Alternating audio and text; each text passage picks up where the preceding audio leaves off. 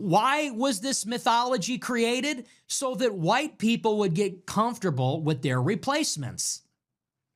White people would get comfortable with the economic migrants pouring in from the countries that still have a high fertility rate, who are going to replace the children that white people never had and we're not going to have. And what is the incentive to bring these people in? It's literally just a math equation. If you're a business and you're making things or selling a service, what's your number one cost?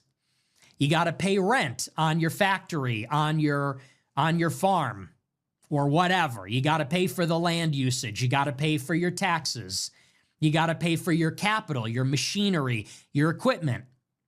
But probably your biggest cost is your labor. It's the people that are working there. If you're running a farm, it's the people that are picking the grapes, picking the berries. If you're running a hotel, it's the people that are turning over the rooms, turning over the beds and the bathrooms. If you're a construction company, it's the people that are hammering the nails, that are doing the work. So they want immigrants to come over here and work as cheaply as possible.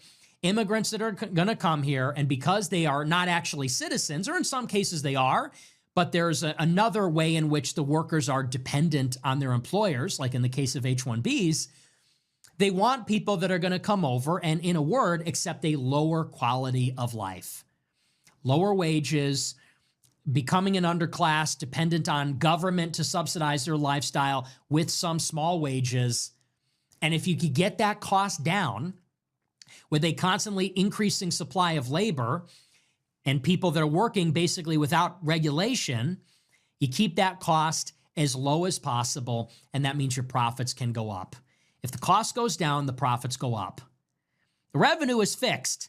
If you can get the cost down, you get to keep more of what you bring in. It's that simple.